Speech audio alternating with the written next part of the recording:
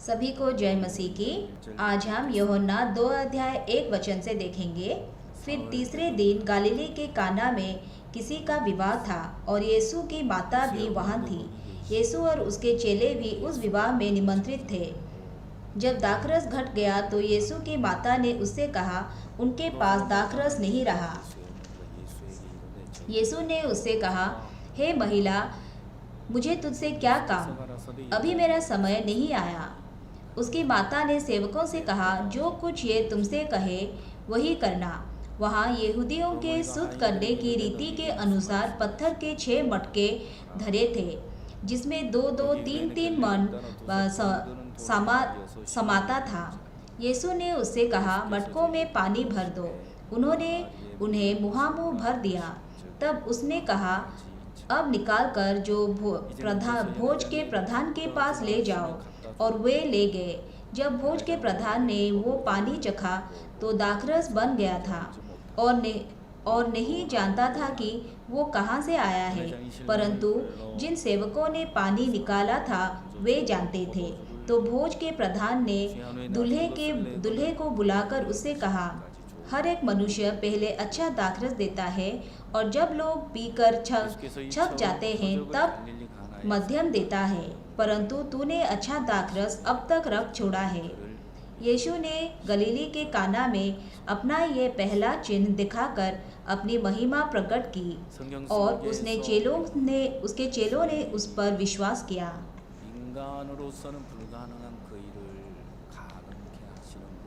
मैंने 11 वचन तक पढ़ा।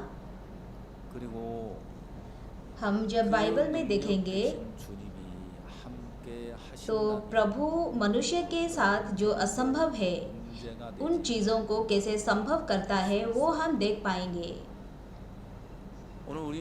और जो परमेश्वर के पास शक्ति है वो अगर हमारे साथ है तो हमारे जितने भी समस्याएं हैं वो कभी भी हमारे लिए समस्या नहीं बन सकते हैं। आज जब हम जीवन जीते हैं तो हमारे जीवन में यीशु हमारे साथ है। अगर यीशु हमारे साथ है तो जितने भी समस्याएं हैं और जितने भी मुश्किल हैं और निराशा से भरे हुए अगर समस्याएं हैं तब भी हम यीशु के द्वारा उन सारे चीज़ों से जीत सकते हैं। आज हमने जो वचन पढ़ा वो उसमें लिखा गया है कि गलीली के काना में एक विवाह था जहाँ पे कि दाखरस उनका खत्म हो गया था। और जब दाखरस खत्म हो जाता है तो यीशु की माता उसे आके कहती है कि उनके पास और दाखरस नहीं रहा।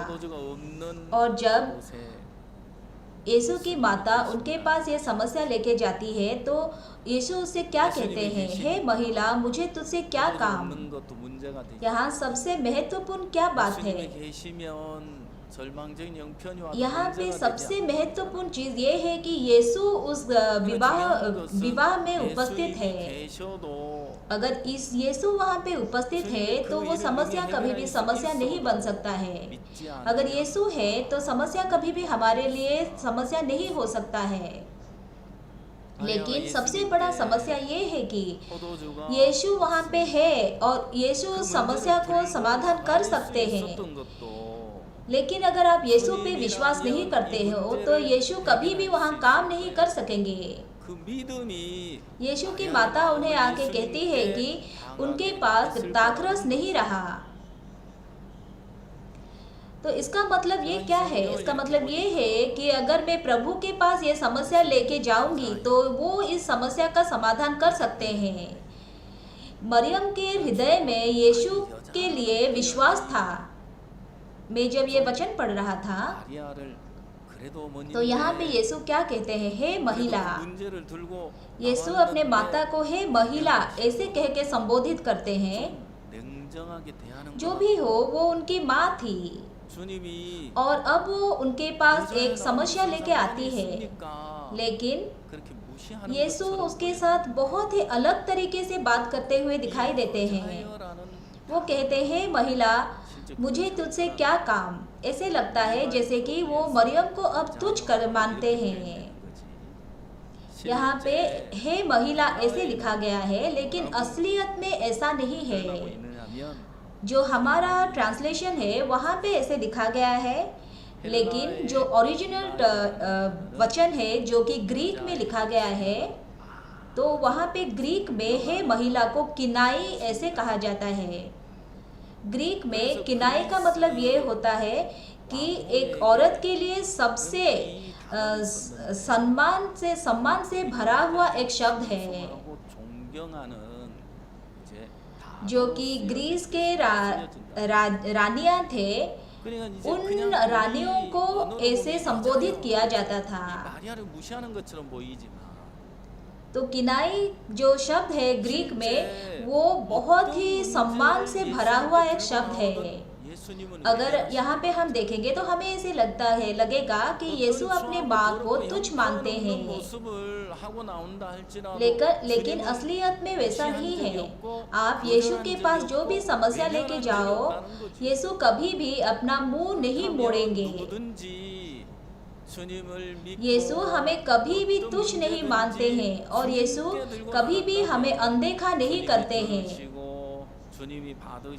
वो जो कोई भी क्यों ना हो, अगर आप यीशु पे विश्वास करके अगर प्रभु के पास अपना समस्या आप लेके जाते हो, तो प्रभु उस समस्या को सुनते हैं और उस समस्या को समाधान करने के लिए वो खुश होते हैं। अब यीशु कहते हैं कि हे महिला, मुझे तुझसे क्या काम, अभी मेरा समय नहीं आया। और जब ये वचन मैं सुन रहा था, अब मरियम यीशु को विश्वास करती है, और इसीलिए वो प्रभु के हृदय को जान पाती है, और इसीलिए वो प्रभु के हृदय को जान के वो समस्या उनके पास लेके जाती है। और वो अब जानना चाहती है क्यों अभी प्रभु का समय नहीं आया है, प्रभु का समय उपस्थित नहीं हुआ है, इसका मतलब क्या है, वो जानना चाहती है। और जो परमेश्वर के हृदय को जान के और परमेश्वर के मन के हिसाब से उनके सामने जाता है, तो परमेश्वर निश्चित रूप से उनके लिए काम करते हैं। अभी मरियम क्या करती है, वहाँ जो सेवक थे उन्हें वो बुलाती है, और जो सेवक होते हैं उनका अपना कुछ इच्छा नहीं होता है, उनका अपना कुछ मन नहीं होता है, वो अपने मन के हिसाब से कभी कुछ नहीं कर सकते हैं, वो सिर्फ मालिक के हिसाब से काम करते हैं। और अब मरियम उन सेवकों को बुला के क्या करती है, हम 5 वचन सभी मिलके पढ़ेंगे। स्टार्ट। उसकी माता ने सेवकों से कहा, जो कुछ वो तुमसे कहे वही करना। 6 वचन। वहाँ यहूदियों के शुद्ध करने की रीति के अनुसार पत्थर के 6 मटके धरे थे, जिसने 2-3 मन समाता था। यीशु ने उससे कहा, मटकों में पानी भर दो। उन्होंने उन्हें मुहामुह भर दिया। 5 वचन में मरियम अब उन सेवकों से ये कहते हैं, और फिर वो सेवक क्या करते हैं, वो यीशु के वचन को ग्रहण करके काम करते हैं। और जब मरियम वो सेवकों को कहते हैं कि ये तुमसे जो कुछ कहते हैं वही करना, तो इसका मतलब क्या है, तो वो सारे काम यीशु को दे देती है। वो अपने सारे बोझ को यीशु के पास समर्पित करती है। तो इसका मतलब ये है कि उसके बाद जो कुछ भी करना है उसे कुछ नहीं करना है, लेकिन यीशु जो कहेंगे उस हिसाब से सब कुछ करना है। तो उसके बाद जो कुछ भी करना है वो यीशु का काम है। अब मरियम का कुछ काम और बाकी नहीं रहा। तो वहाँ पे 6 मटके रखे हुए थे, और वो भी खाली मटके थे। तो उसमें पत्थर के जो मटके थे वो खाली थे, इसीलिए वो सेवक उस मटके में पानी भर सकेंगे। पहले उसमें पानी था या नहीं था वो हम नहीं जानते हैं, लेकिन अभी वो मटके खाली थे। और यीशु जब उन सेवकों से कहते हैं कि उसे पानी से भर दो, वो उसे मुहामुह भर देते हैं। और जो कुछ भी यीशु कहते हैं उनके वचन के अनुसार सारे कामों को सेवक करते हैं। और जब उस भोज के प्रधान वो पानी चखते हैं तो वो पानी दाखरस में बदल गया है।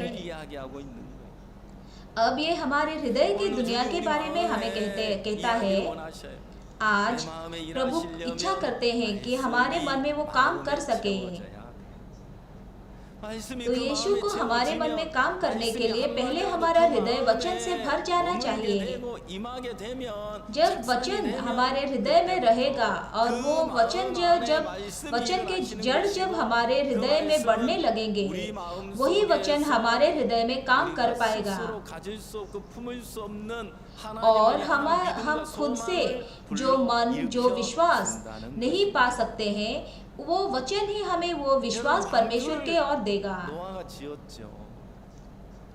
और नूह ने जब जहाज बनाया तब वो जहाज कब पानी में तैरने लगा? जब बारिश हुआ और पानी जब इस पृथ्वी में भरने लगा और पानी जो बढ़ता गया, और जो कि सबसे बड़ा पर्वत है एवरेस्ट, माउंट एवरेस्ट है, और माउंट एवरेस्ट से भी जब पानी ज्यादा भर गया इस पृथ्वी में, और जितना ज्यादा पानी भरने लगा उतना ही ज्यादा ये जहाज पानी में तैरने लगा। और वो जहाज कभी भी अपने आप नहीं तैर पाया। लेकिन जब पानी भर जाता है और इस पृथ्वी में जब पानी भर जाता है, वो पानी उस जहाज को लेके जाता है। ठीक उसी तरह जब हमारे हृदय में वचन भर जाएगा, तभी वो वचन हमारी अगुवाई करेगा। अब यहाँ पे ये पानी द्राक्षरस में बदल जाता है। तो ये दाखरस कब पानी कब दाखरस में बदल गया, ये कोई नहीं जानता है। लेकिन वो काम करने के लिए यीशु उन सेवकों को इस्तेमाल करते हैं। ठीक उसी तरह परमेश्वर आज हमें इस्तेमाल करना चाहते हैं अपने कामों के लिए। और जिनके हृदय में परमेश्वर का वचन रहता है, उन लोगों को परमेश्वर अपने कामों के लिए इस्तेमाल कर पाते हैं। तो परमेश्वर को आज कैसे लोग चाहिए? जो बहुत विश्वासी है, जो बहुत अच्छे से काम कर पाते हैं, जो बहुत सिंसियर है, ऐसे लोगों को नहीं, लेकिन परमेश्वर के वचन को जो ग्रहण करता है, उन लोगों को परमेश्वर आज खोज रहे हैं। मैं उद्धार पाया और उद्धार पाके जब मैं आत्मिक जीवन जीना शुरू किया, तो वैसे बहुत सारे मेरे पास समस्याएं जो कि मेरे सोच से बहुत अलग थे और मेरे खुद से वो समाधान कर पाना संभव नहीं था। हम जब उद्धार पाते हैं तो वो भी समान है। हम पहले सोचते हैं कि अगर मैं उद्धार पाने से पहले हम सोचते थे कि अगर मैं अच्छे से प्रार्थना करूंगा, अगर मैं अच्छे से अपने पापों को स्वीकार करूंगा, तो मेरे पापों से क्षमा पाऊंगा। लेकिन हमारे कामों से कभी भी हम पापों से क्षमा नहीं पा सकते हैं। एक बार पास्टर जब सुसमाचार प्रचार कर रहे थे, तब वहाँ पे एक जन थे जिन्होंने पास्टर से पूछा कि पास्टर, जो हमारे जो कि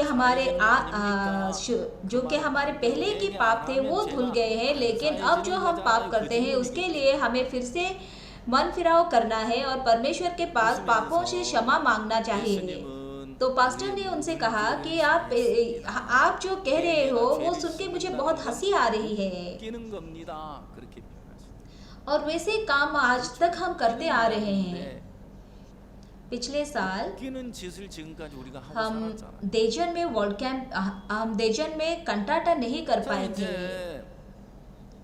और देजन में हम कंटाटा नहीं कर पाए, इसीलिए छंगजू और छन्नान में हम कंटाटा किए।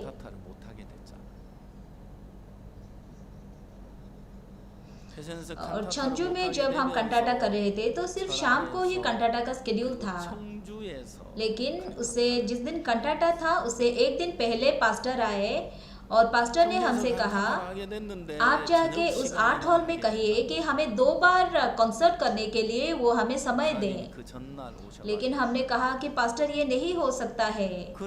तो पास्टर ने कहा कि आप जाके उन्हें सिर्फ कहो कि आप में से कोई एक का जो एम्प्लॉय है वो आके अगर वो ताला खोल देगा तो हम लोग सब अरेंज खुद करेंगे। और आप उन्हें कहिए कि जितना भी एक दिन का आपका इनकम है, अगर हम डबल इनकम आपको देंगे तो आप करने दोगे। तो जिस दिन हमारा कंटाटा था उससे एक दिन पहले हम उस आर्ट हॉल में गए और हमने उनसे कहा कि हमें एक बार और कंटाटा करने के लिए आप हमें समय दीजिए। ये असंभव था, हमारे सोच से नहीं हो पाएगा। हम लोग देजन में कंटाटा नहीं कर पाए और छंगजू में सिर्फ हम कंटाटा कर रहे थे और वहाँ पे सीट बहुत कम था, इसीलिए देजन के बहुत लोग नहीं जा पा रहे थे। बहुत हनबा चर्च के बहुत सारे भाई बहन कंटाटा नहीं देख पा रहे थे। इसीलिए पास्टर उनके बारे में सोच के पास्टर बोले कि आप 2 बार कंटाटा कीजिए। तो मेरे मन में ऐसे आ रहा था कि नहीं हो सकता है, ऐसे कैसे हो पाएगा। लेकिन जब मैं उस एम्प्लॉय से मिलने गया तो मुझे वो सोच को फेंक के जाना था। अगर मुझे उनसे बात करना है तो मुझे खुद की सोच से पहले जीतना होगा, फिर जाके मैं उनसे बात कर सकता हूँ। और मैं उनसे मिलने गया और मैंने उनसे मिला और मिलने के बाद मैंने उनसे कहा कि हम एक बार और ये कंसर्ट करना चाहते हैं। तो उन्होंने मुझसे पूछा तो अगर अब आप एडवर्टाइजमेंट करेंगे, इस कंसर्ट के बारे में सबको बताएंगे तो आप ये सारे सीट भर पाओगे? तो हम वो सीट सारे भर पाएंगे या नहीं?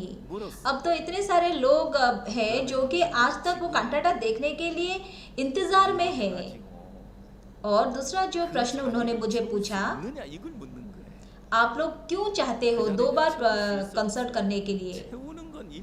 तो मैंने उनसे कहा कि बहुत सारे छंगजू के सिटीजन हैं जो कि ये प्रोग्राम देखना चाहते हैं और वो हमें बार बार फ़ोन करके पूछ रहे हैं कि आपके पास और टिकट नहीं है और हमें एक सीट नहीं मिल सकता है, हमें बहुत मन कर रहा है देखने के लिए। तो अगर आप लोग हमारे जगह पे होते तो आप लोग क्या करते? क्योंकि जो सिटीजन्स है वो ज़्यादा देखना चाहते हैं। हमने उनसे कहा अगर सिटीजन्स को देखने के लिए वो अलाउ नहीं करेंगे तो उनके लिए समस्या हो जाएगी, तो इसीलिए वो लोग कुछ भी डिसाइड नहीं कर पाए।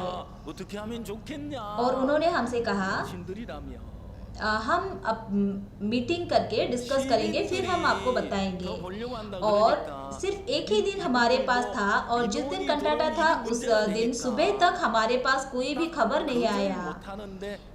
लेकिन सुबह उन्होंने हमें कॉल किया और जब हम ये सारे कामों का सामना करते हैं हमें लगता है कि नहीं हो पाएगा, नहीं हो सकता है, मेरे सोच से नहीं हो सकता है। लेकिन जब मैं अपने सोच को त्याग के परमेश्वर के इच्छा के अनुसार चलता हूँ तो हो पाएगा या नहीं। 2018 में भी हम एक बार फिर से कंटाटा नहीं कर पाए थे। नवंबर लास्ट सितंबर लास्ट था और मैं जब खांगनाम चर्च में गया और वहाँ पास्टर के ऑफिस में जब मैं पहुँचा तो पास्टर ने मुझसे कहा कि इस बार आप देजन में कंटाटा नहीं कर पा रहे हो। तो मैं ये सुन के बहुत चौंक गया। एक बार भी मैंने नहीं सोचा था कि इस बार हम कंटाटा नहीं कर पाएंगे। हमने बहुत पहले से अप्लाई किया था, एप्लीकेशन दिया था, लेकिन हम एप्लीकेशन कंटिन्यूसली एक्सेप्ट नहीं हो रहा था और हमें डेट नहीं मिल रहा था। और फाइनली उन्होंने कहा कि अक्टूबर में फाइनल डेट निकलेगा, जो डेट खाली है वो डेट आप ले सकते हो। लेकिन अक्टूबर में भी डेट नहीं आया। तब पास्टर ने मुझे कहा कि इस बार आप लोग देजन में कंटाटा नहीं कर पा रहे हो। तो ये सुन के मैं बहुत चौंक गया। तब परमेश्वर ने मुझे क्या सिखाया? परमेश्वर ने मुझे सिखाया कि अगर ऐसे काम करोगे तो इस बार आप कंटाटा नहीं कर पाओगे। परमेश्वर ने मुझे ये बात सिखाई उस दिन। तब मैंने सोचा कि एक बार हम जर्नलिस्ट को लेके वहाँ जाएंगे। अगर ये जर्नलिस्ट हमारे लिए काम करेंगे तो हम जैसे भी हो ये डेट पा सकते हैं। तो ऐसा कौन जर्नलिस्ट है जो कि हमारे लिए काम करेगा? लेकिन हमारे चर्च में एक सिस्टर है जो कि जर्नलिस्ट है। ये सिस्टर ने मुझे आके कहा, पास्टर, ईस्ट देजन चर्च में एक भाई है जो कि जर्नलिस्ट है। तो मैंने उस भाई को कॉल किया और मैंने उन्हें बुलाया और उन्होंने कहा कि मैं सिर्फ 3 महीनों से ये काम कर रहा हूँ। तो मुझे ऐसे लगा कि परमेश्वर ने अब के लिए, इस समय के लिए इस भाई को प्रस्तुत किया है। तब मैंने उस भाई को उस आर्ट हॉल के जो कि इंचार्ज है उनके पास मैंने भेजा और उस इंचार्ज से मिलके वो 1.5 घंटे तक उनके साथ मीटिंग किए और जो कुछ भी मीटिंग उन्होंने किया था तो वो रिकॉर्डिंग करके लाए और उस रिकॉर्डिंग को हम लोगों ने टाइपिंग किया और टाइपिंग करने के बाद हम जब उसे पढ़े तो हम जान पाए कि हमें कौन रोक रहा है। तो वो कह रहे थे कि जो ऑर्गेनाइजेशन ये कंसल्ट कर रहा है वो बीच में पास्टर पार्क को लाके प्रचार करते हैं और पास्टर पार्क बीच में प्रचार करते हैं, ये उनका समस्या था। तब उन्होंने कहा कि आप हमें आपका स्केड्यूल दीजिए। तो वहाँ पे कुछ ऐसे कुछ ऑर्गेनाइजेशन थे, उनका वो भी समय नहीं मिला था उन्हें डेट प्रोग्राम करने के लिए, लेकिन उन लोगों को मिल गया है, लेकिन हमें वो जानबूझ के डेट नहीं दे रहे थे। तो हमने जाके उन्हें पूछा कि आप देखिए ये यहाँ पे ये लोग भी थे जो कि डिस्क्वालीफाई हो गए हैं, उन्हें टाइम नहीं मिला है, लेकिन हमें भी टाइम नहीं मिला है, लेकिन इन्हें कैसे बाद में मिल गया और हमें कैसे नहीं मिला। तो ये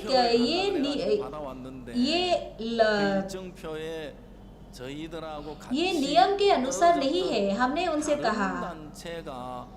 तो उन्होंने पहले कहा कि नहीं, आपको नहीं दे सकते हैं, लेकिन फिर जब उन्होंने देखा कि हम जो कुछ भी कह रहे हैं वो नियम के हिसाब से है तो उन्होंने हमें एक टाइम दिया।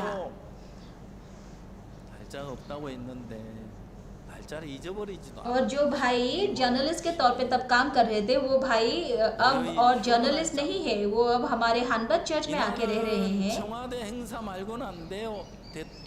हम अगर समस्याओं को देखेंगे तो हमें परिस्थितियां और समस्याएं बहुत मुश्किल दिखाई देते हैं और हमें लगता है कि ये नहीं हो सकता है, लेकिन जब हम परमेश्वर के वचन को लेके और परमेश्वर के वचन के अगुवाई से चलते हैं तो हमें सब कुछ संभव दिखाई देता है।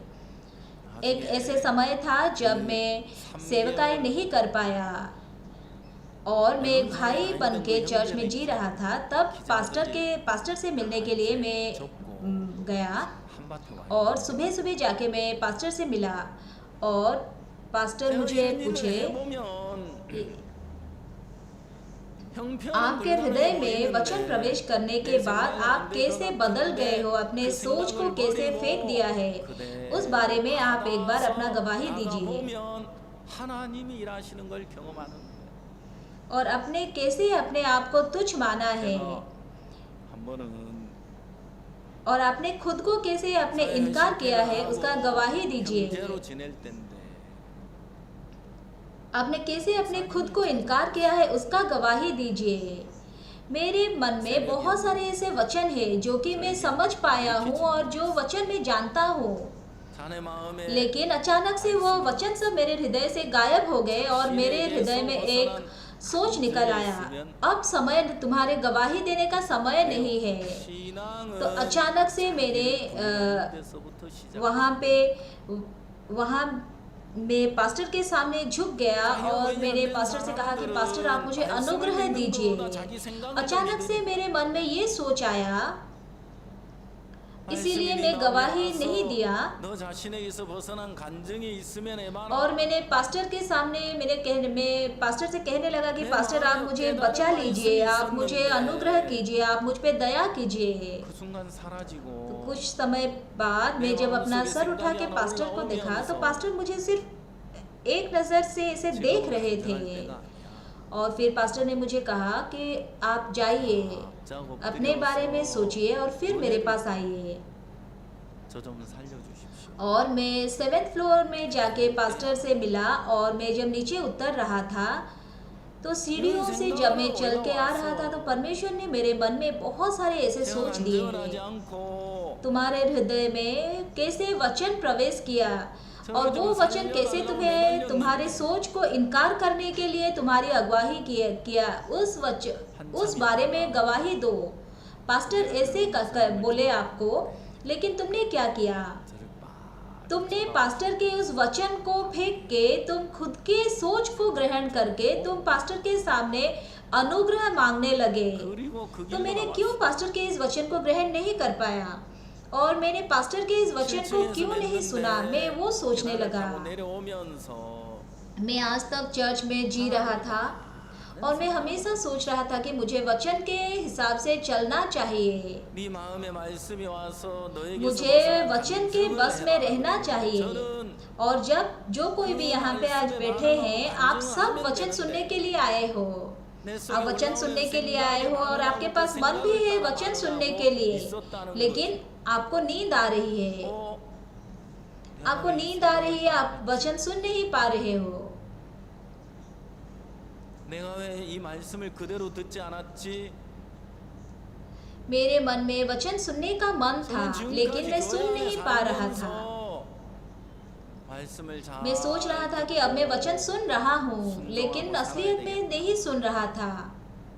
여러분도 오늘 말씀을 잘 들어야 되겠다는 마음이 있죠, 그죠? तो विश्वास कहाँ से उत्पन्न होता है? विश्वास वचन सुनने से उत्पन्न होता है 왔을 텐데 और विश्वास 자꾸만 졸리네요. सुनने से उत्पन्न होता है और वो परमेश्वर के वचन सुनने से उत्पन्न होता है। अगर आप सुनोगे तो ऑटोमेटिकली आपके पास विश्वास आएगा। 말씀을 잘 तो आप क्यों नहीं सुन रहे हो? आपके पास अपना खुद का सोच है, इसीलिए आप सुन नहीं पा रहे हो। तो मैं बहुत अच्छे से कुछ करना चाहता था, क्यों मैं करना चाहता था, इसीलिए मैं कुछ कर नहीं पा रहा था। 보세요. मैं कभी भी पापों में गिरना नहीं चाहता था, लेकिन मैं बच नहीं पाया, उन पापों में मैं गिर गया। 믿음은 들음에서 나며 들음은 और 그리스도의 तब मैंने सोचा कि अगर मैं पास्टर के वचन को सुनूंगा तभी मैं जी सकता हूँ। मैं पास्टर के हृदय को अगर ग्रहण करूंगा तभी मैं जी पाऊंगा। 들으면 믿음이 오게 돼 있어요. मैं तो जानता था, लेकिन मैं ग्रहण नहीं कर पा रहा था, क्योंकि मेरा खुद का मन पास्टर के वचन से बहुत ज्यादा बड़ा था।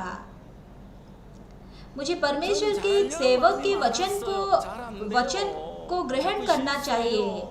मुझे परमेश्वर के सेवक के वचन के हिसाब से चलना चाहिए, 빠지고 싶지 않았어요. लेकिन मैं कर नहीं पा रहा था। मैं सिर्फ खुद के लिए खुद के मन के हिसाब से कर रहा था।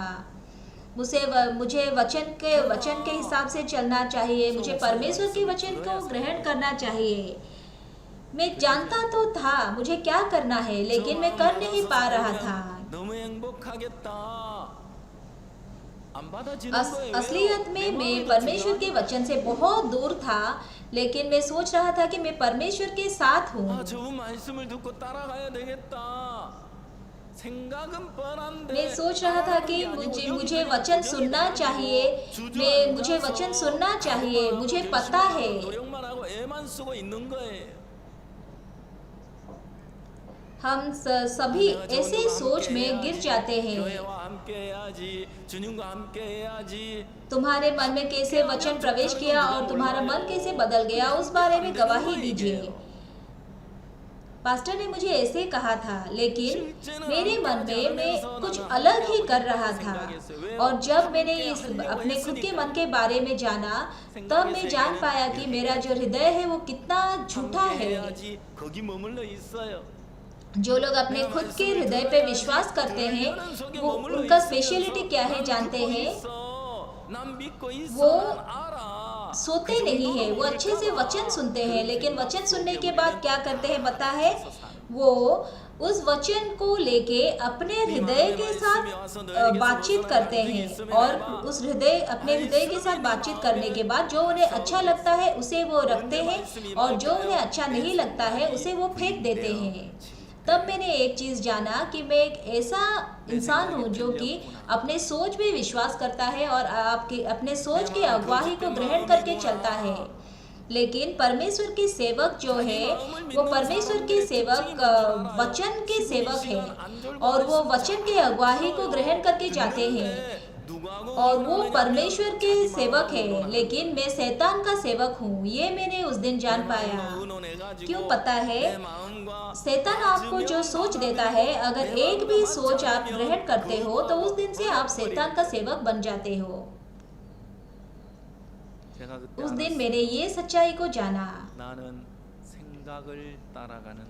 मैंने ये जान पाया कि मैं परमेश्वर से संपूर्ण रूप से अलग डायरेक्शन में जा रहा हूँ, और कलीसिया के अलग डायरेक्शन में मैं हूँ। सेवक से अलग मन लेके मैं जी रहा हूँ, और मैं जब अलग डायरेक्शन में जा रहा हूँ, लेकिन मैं सोच रहा हूँ कि मुझे सेवक के वचन को सुनना चाहिए, मुझे कलीसिया के साथ रहना चाहिए। ये कभी भी नहीं हो सकता है, मैं कभी भी ग्रहण नहीं कर पाऊंगा, क्योंकि मैं एक शत्रु जैसे जी रहा था। अगर आप खुद को इनकार नहीं कर सकते हो तो आप कभी भी आत्मिक जीवन नहीं जी पाओगे। जो खुद को इनकार नहीं कर पाता है वो कभी भी परमेश्वर के वचन को ग्रहण नहीं कर पाएगा।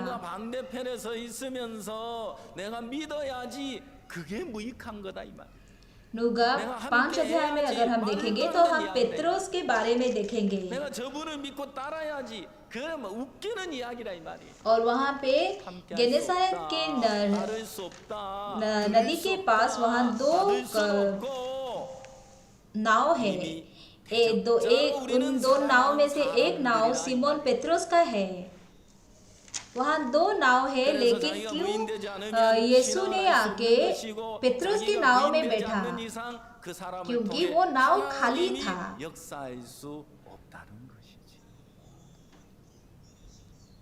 पेत्रोस का नाव एक खाली बर्तन था, और इसीलिए यीशु उस नाव में जाके बैठ गए, और उन्होंने लोगों को प्रचार करना शुरू किया।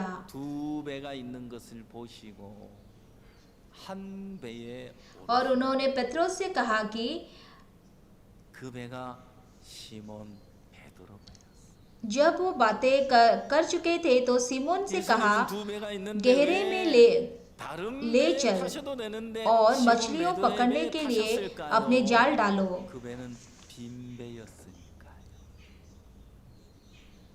पेत्रोस का मन खाली था।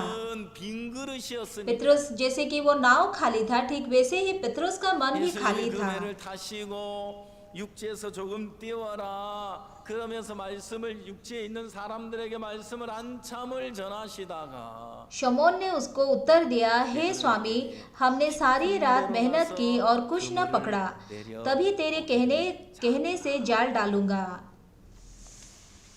तो इसका मतलब क्या है? इसका मतलब ये है कि पतरस अब यीशु के वचन में भरोसा करता है। तो भी तेरे कहने से जाल डालूंगा। इसका मतलब ये है कि उससे पहले वो बहुत रात भर वो बहुत परिश्रम किए हैं, और उनके मेहनत से उसे कुछ भी नहीं मिला। और जब पतरस खुद से जी रहा था तब उसे कुछ नहीं मिला, और वो रास्ता उसके लिए अब खत्म हो गया है। इसीलिए अब वो कहता है कि तो उस वचन में मैं भरोसा करके जाल डालूंगा। जब उसके खुद के रास्ते खत्म हो जाते हैं तभी वो यीशु के वचन पे भरोसा कर पाता है। तो यीशु कब जाके पतरस के 의지하여 내가 그물을 내리리 नाव में बैठ पाए, जब पतरस का नाव खाली हो गया था, जब पतरस बहुत मुश्किल में था, जब पतरस के पास कोई रास्ता नहीं था, जब पतरस खाली हो गया था, तभी उस नाव में जाके यीशु बैठ सके। एक पास्टर ने कहा तो उनके चर्च में बहुत सारी समस्याएं थी और वो पास्टर पार्क से आके मिले और उन्होंने पास्टर से उनकी सारी समस्याओं के बारे में कहा। आमेन। तब पास्टर ने उनसे पूछा, पास्टर आज तक सुसमाचार के लिए जी रहे हो, तो पास्टर आप आज तक 60 साल से सुसमाचार के लिए जी रहे हो, तो आपके जीवन में बहुत सारी समस्याएं हैं, तो आप उन समस्याओं से कैसे जीत पाते हो? तो पास्टर पार्क ने उनसे कहा कि मैं क्या कर सकता हूँ। जब भी मैं समस्याओं का सामना करता हूँ तो उन समस्याओं के लिए मैं क्या कर सकता हूँ?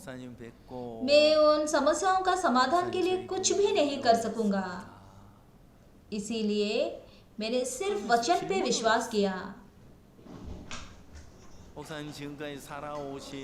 वो छोटा हो या बड़ा हो, जितने भी सारे समस्याएं उनके जीवन में है, तो वो कह रहे थे कि मैं उन समस्याओं के लिए क्या कर सकता हूँ, उन समस्याओं के लिए मैं कुछ भी नहीं कर पाऊंगा, मैं सिर्फ वचन पे ही भरोसा कर पाऊंगा, क्योंकि मैं कुछ नहीं कर सकता हूँ, इसीलिए मैं वचन पे भरोसा कर रहा हूँ और इसीलिए मैं वचन पे विश्वास कर रहा हूँ। और उस वचन पे मैं विश्वास करता हूँ, इसीलिए मैं आज तक ऐसे जी पा रहा हूँ, क्योंकि यीशु मेरे साथ है और वो मुझे सारे समस्याओं से उद्धार करते हैं। अब पतरस का जीवन बदल गया है। पहले वो खुद के सोच पे, खुद के एक्सपीरियंस पे भरोसा करके वो चल रहा था, लेकिन अब वो अपने सोच, अपने परिश्रम और अपने एक्सपीरियंस को छोड़ के यीशु के वचन पे भरोसा कर पाता है। और जब वो यीशु के वचन पे भरोसा करता है तो उसका जीवन बदल जाता है। तो परमेश्वर हमारे जीवन में ये समय देना चाहते हैं। परमेश्वर ऐसा समय हमारे जीवन में देना चाहते हैं और उन समस्याओं के द्वारा परमेश्वर हमारे मन को खाली करना चाहते हैं। आमीन। तो इसीलिए अगर हम किसी पे विश्वास करते सकते हैं तो वो है सिर्फ ईश्वर, और परमेश्वर चाहते हैं कि हम सिर्फ उनके वचन पे विश्वास करके चलें।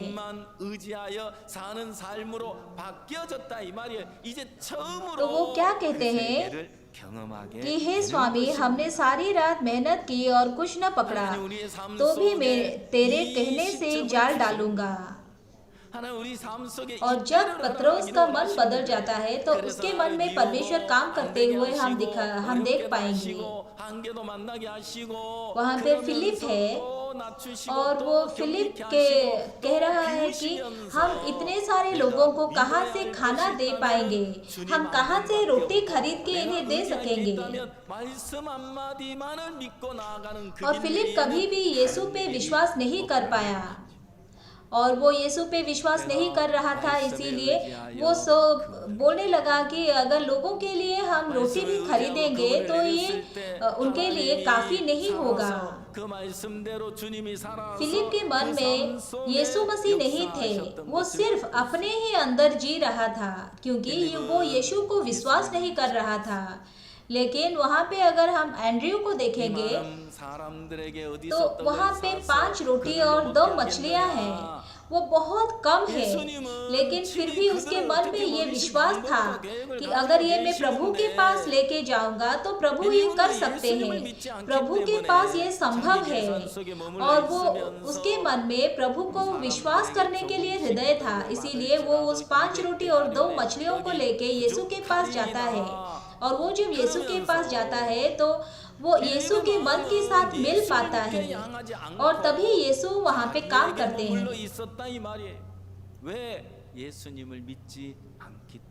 और यीशु अब गलीली के काना के विवाह भोज में है। 아무것도 아니지만 정말 तो मरियम क्या कहती है उन सेवकों को? वो कहती है कि वो जो कहे उनके वो वैसे ही करना। तो अब यीशु को वहाँ काम करने के लिए ऐसे सेवकों को चाहिए था और उन सेवकों के द्वारा यीशु अपना काम करते हैं। हे महिला, मुझे तुझसे क्या काम? पहले यीशु ऐसे कहते हैं। तो मैं आज आपको पूछना चाहता हूँ, आज यीशु यहाँ पे है तो आपका यीशु के साथ क्या रिलेशन है? तो यीशु हमारे लिए कब काम कर पाएंगे? जब हम यीशु के वचन को ग्रहण करेंगे।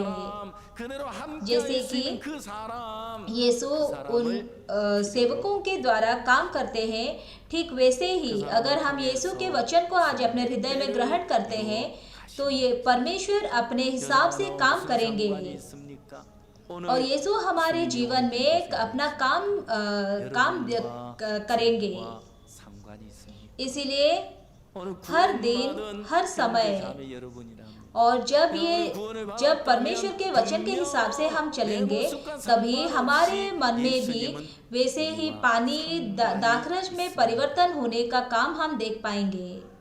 पिछले हफ्ते हमने एक फेयर किया था चर्च में और वो चर्च का जो चैरिटी फेयर था वो बहुत ही अच्छा था। हम ट्यूसडे को वो प्रिपरेशन शुरू किए और बहुत कम समय में हमने वो फेयर किया, लेकिन परमेश्वर ने हमें हमारी सहायता की। बहुत सारे लोग वहाँ आए और वो अपने हृदय खोल के वापस लौट गए। और पिछले हफ्ते हमारे भाई बहनों ने कूपन तो खरीदा था, लेकिन वो कुछ खाने के लिए नहीं जा पाए और वो कुछ सामान भी नहीं खरीद पाए। बहुत सारे लोग ऐसे हैं जिनके पास कूपन है लेकिन वो कुछ भी नहीं खरीद पाए हैं। तो इसीलिए आज शाम को हम सिर्फ हमारे हानबत चर्च भाई बहनों के लिए हम फिर से फेयर लगाएंगे। तो वो मुझे कहने लगे कि पास्टर आप हमारे लिए एंकोर फेयर कीजिए। मैंने कहा कि एंकोर फेयर मैंने सुना था कि सिर्फ गाने में होता है, लेकिन आप लोग ये फेयर भी एंकोर चाहिए। तो इसीलिए आज हम लोग एक थर्ड फ्लोर में एक मिनी फेयर हम लोग करेंगे और हमारे मन में हर रोज हम खुश हो पा रहे हैं। पिछले हफ्ते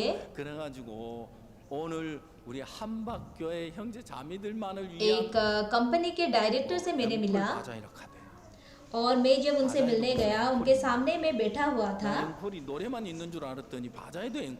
और वो बहुत कुछ काम करने के लिए स्पॉन्सर करते हैं। तब मैंने उनसे हमारे म्यूजिक स्कूल के बारे में कहा और वो म्यूजिक स्कूल के बारे में सुन के वो बहुत खुश हो गए और वो म्यूजिक स्कूल के बारे में ज़्यादा से ज़्यादा जानना चाहते थे। और वो उन्होंने कहा कि हमारे चर्च को बहुत सारे लोग झूठा कहते हैं। तो मैंने उनसे कहा कि हाँ, लोग तो वैसे कहते हैं, लेकिन हमने एक फेयर किया था जहाँ पे कि बहुत लोग आए और वहाँ पे वो देख के वो बहुत खुश होके लौट गए। तो उन्होंने मुझसे कहा कि मेरा घर भी देजन ही है और आपके चर्च के बारे में मैंने बहुत कुछ सुना है। तो मैं आपसे कुछ कहना नहीं चाहता था, लेकिन पास्टर आप खुद से कह रहे हो, इसीलिए मैं आपको बता रहा हूँ।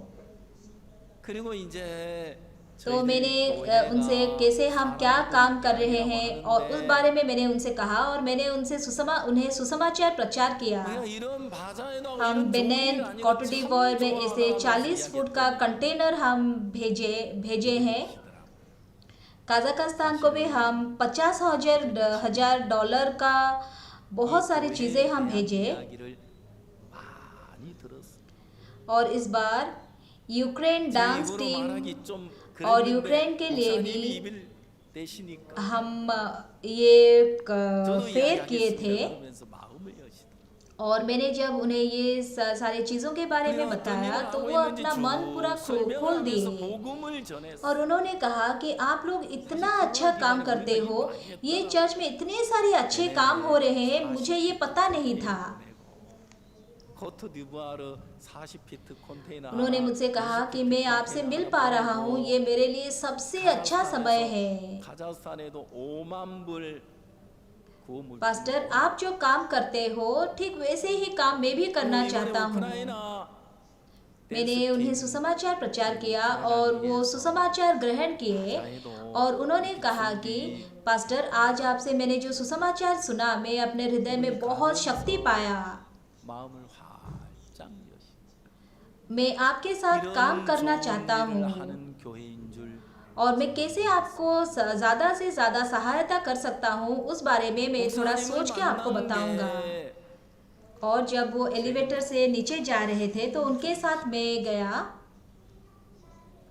목사님과 같이 और जो भाई ने उन्हें इनवाइट किया था तो वो भाई से वो बोले कि आप बाद में एक बार मेरे साथ लंच पे आइए और लंच में आपको ट्रीट करूँगा। 오늘 제가 목사님 말씀을 들으면서 마음에 तो मैंने उनसे कहा कि ये जो चर्च बिल्डिंग है यहाँ पे 4th फ्लोर में मेरा घर है, 제가 가서 앞으로 आप 어떻게 रेस्टोरेंट मत जाइए, 함께 नेक्स्ट टाइम जब 협력하고 일을 해야 आएंगे 될지 तो आप हमारे घर आइए। तो मेरी पत्नी बहुत अच्छा खाना बनाती है, आप घर का खाना एक बार हमारे घर आके खाइए। तो वो बहुत खुश हो गए, मुझे वही चाहिए था, वो ऐसे कहने लगे। 그분을 초청한 우리 형제님이 다음에 और जब हम ऐसे एक एक जन से मिलते हैं और जब हम सुसमाचार प्रचार करते हैं तो ये बहुत खुशी का समय होता है। 사겠다 그러시더라고요. 그래서 तो कैसे सुसमाचार हम प्रचार करें, कब सुसमाचार प्रचार करें, ऐसे हम सोचते हैं, लेकिन अब एक्चुअल समय है सुसमाचार प्रचार करने का। जब आप सुसमाचार प्रचार करोगे तो परमेश्वर वहाँ पे काम करेंगे। 제 아내가 यीशु हमारे पापों के लिए क्रूस पे चढ़ गए 했더니 और यीशु क्रूस पे हमारे लिए चढ़ गए, हमारे पापों के लिए चढ़े। 약속을 했는데 यीशु मसीह मेरे पापों के लिए क्रूस पे चढ़ गए और यीशु क्रूस पे मेरे लिए मर गए। लेकिन अभी अगर आप पापों से क्षमा नहीं पाए हो तो इसका मतलब यह है कि क्रूस निष्फल हो गया है। यीशु का जो मृत्यु है वो निष्फल हो गया है, लेकिन ऐसा नहीं है। यीशु ने क्रूस पे हमारे सारे पापों को 주님이 역사하고 일을 하시는 거예요. संपूर्ण रूप से धो डाला है। 주님 우리 죄를 위하여 십자가에 अगर हम यूहन्ना 4 अध्याय के 25 वचन को देखेंगे तो वहाँ पे क्या लिखा हुआ है? 십자가의 죽음은 내 죄를 위함이잖아요. 예수님 십자가에 रोमियो 4 अध्याय के 25 वचन। 아직도 내 죄가 남아 있다면 그 예수님 십자가의 죽음은 वो हमारे अपराधों के लिए पकड़ा गया और हमारे धर्मी ठहराने के लिए जिलाया भी गया। 완벽하게 구원의 사역을 이루셨어요. 그리고 로마서 4장 25절에 예수는 우리 यीशु हमारे अपराधों के लिए पकड़वाया गया और हमारे धर्मी ठहराने के लिए जिलाया भी गया। और यीशु के जी उठने से हम धर्मी बन गए हैं। तो इसका मतलब क्या है? हम धर्मी हैं। आमीन। 예수님 부활하심으로 말미암아 오늘 우리를 आप अपने सोच पे विश्वास मत कीजिए, अब से आप इस वचन पे विश्वास कीजिए। आमीन। 그래요. और जो सेवक थे उन सेवकों से मरियम क्या कहती है? जो कुछ वो तुमसे कहे वही करना। और जब वो यीशु के वचन के हिसाब से करते हैं तो यीशु वहाँ पे अपना महिमा प्रकाश करते हैं। और वहाँ पे सारेवत की विधवा है, उसके पास एलिया आते हैं और वो कहते हैं कि मेरे लिए थोड़ा पानी लाओ। और वो जब पानी लाने के लिए अंदर जाती है तो उसे वो पीछे से बुला के कहते हैं कि सिर्फ पानी नहीं, मेरे लिए एक छोटा सा रोटी बना के लाओ। तो वो क्या कहती है कि मेरे पास थोड़ा सा ही मैदा है और थोड़ा सा ही तेल है, अगर इससे मैं आपके लिए रोटी बना के लाऊंगा तो हम लोग क्या करेंगे। हम सोच रहे थे कि उससे हम एक रोटी बनाएंगे, मैं और मेरे बेटा हम दोनों खा के हम मर जाएंगे। लेकिन एलिय्याह उनसे क्या कहते हैं कि पहले तुम मेरे लिए लाओ और बाद में तुम खुद के लिए और अपने बेटे के लिए बनाओ। तो इस बात का कुछ मतलब बनता है। ये एक ऐसा बात है जो कि जिसका कोई मतलब नहीं है। अगर वो पहले रोटी बना के लाएगी और अगर उसके मैदा का जो बर्तन है और तेल का जो बर्तन है अगर उसमें नहीं भरेगा तेल और मैदा तो वो कैसे करेगी। लेकिन एलिय्याह उसे क्या कहते हैं कि तुम पहले मेरे लिए बना के लाओ। और अब ये जो विधवा है वो जारेफत की विधवा, वो उसे थोड़ा सा जो उसके पास बचा था उसे खा के वो मर जाना चाहती थी। उसके नजर में सिर्फ मौत था, उसके पास और कोई रास्ता नहीं था। लेकिन परमेश्वर के जो मनुष्य है, जो परमेश्वर के दास है, उनके पास परमेश्वर का दृष्टि था। और यीशु ने हमारे सारे पापों को धो डाला है और इसीलिए हम धर्मी हैं। और जब हम उस वचन पे विश्वास करते हैं, यीशु के उस काम पे विश्वास करते हैं, हम धर्मी बन जाते हैं। आज परमेश्वर के दास उस यारेफत की विधवा को क्या कहना चाहते हैं। जारेफत की विधवा को परमेश्वर के दास कहना चाहते हैं कि तुम अपने जो दुनिया है उस अपना दुनिया से तुम निकल आओ। तुम्हारे पास जो कुछ भी है वो सिर्फ खा के तुम मर जाना चाहते हो। लेकिन यीशु के पास अगर तुम जाओगे, परमेश्वर के वचन के पास अगर तुम जाओगे, तो वहाँ पे एक ऐसा दुनिया है जिस दुनिया में तेल का बर्तन कभी खत्म नहीं होगा और मैदे का बर्तन भी कभी खाली नहीं होगा।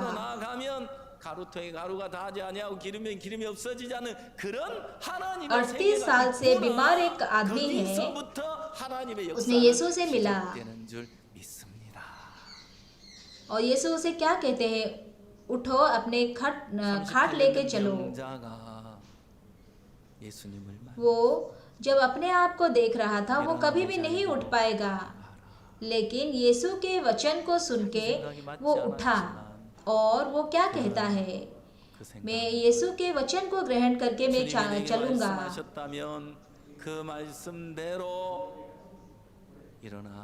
और यीशु के वचन के हिसाब से वो चलने लगा।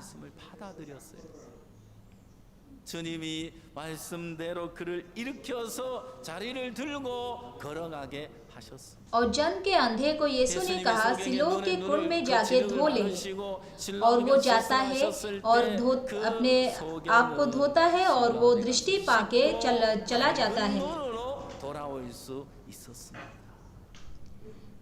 तो आज ये जो सेवक है, उन सेवकों से यीशु ने जो कुछ भी कहा वो उसने उस यीशु के वचन को सुना।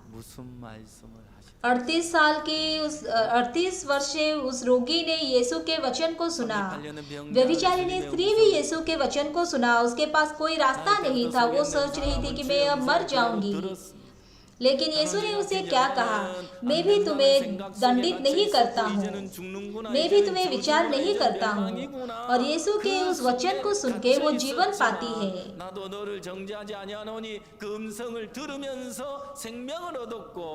यीशु मुझे आज जो कुछ भी कहते हैं, अगर उनके उस वचन को ग्रहण करके, उस वचन के हिसाब से अगुवाई को ग्रहण करके हम चलते हैं, तो परमेश्वर हमारे जीवन में काम कर सकते हैं। जब उन सेवकों ने यीशु के वचन को सुना, तभी वो पानी दाखरस में बदल जाता है।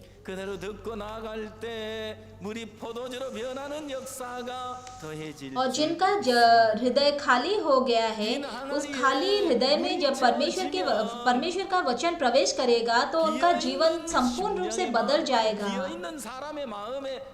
जैसे कि उस मिट्टी के बर्तन को जब पानी से भर देते हैं, तभी यीशु के काम को हम देख पाएंगे।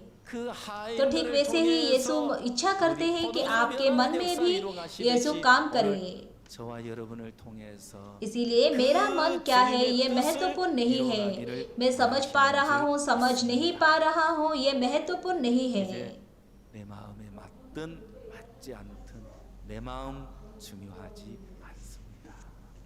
내 마음에 이해가 되든 이해가 되지 않든 내 마음에 이해가 되고 परमेश्वर 그게 हमारे 중요하지 जीवन 않다 이 में 말. भी बहुत सारे महान काम करना चाहते हैं। परमेश्वर इच्छा करते हैं कि हमारे द्वारा वो अपने आप को प्रकाश करे। 하나님께서 우리의 삶 속에도 놀랍게 역사하시고 우리 삶을 통하여 तो मैंने कुछ दिन पहले एक बहन ने मुझे कॉल किया, तो उन्होंने मुझसे कहा कि उन्हें कैंसर हुआ है। तो उन्होंने सोचा कि मैं परमेश्वर के सामने कैसे खड़ी, जब मैं परमेश्वर के सामने जाऊंगी तो मैं उनके सामने कैसे खड़ी हो पाऊंगी। 선다면 내가 뭘 가지고 설 거냐? 하나님은 나를 주님 तो 앞에 सिर्फ हम परमेश्वर पे जो विश्वास करते हैं, तो उस यीशु के विश्वास को लेके हम परमेश्वर के सामने खड़ा हो सकते हैं। यीशु के क्रूस पे हम विश्वास करके परमेश्वर के सामने हम खड़ा हो सकते हैं। और यीशु को विश्वास करने का जो विश्वास है, वही विश्वास हमारे मन में सच्चा प्रेम और सच्चा मुक्ति हमें देता है। आइए हम परमेश्वर के पास जाएंगे और यीशु हमें जो कहते हैं उनके वचन के हिसाब से जब हम चलेंगे और यीशु के वचन के साथ जब हम अपने मन को एक कर देते हैं, तो निश्चित रूप से यीशु हमारे जीवन में काम करते हुए दिखाई देंगे। मैं आशा करता हूँ कि आप सभी यीशु के वचन के हिसाब से करेंगे और परमेश्वर के कामों को अपने जीवन में देख पाएंगे। धन्यवाद।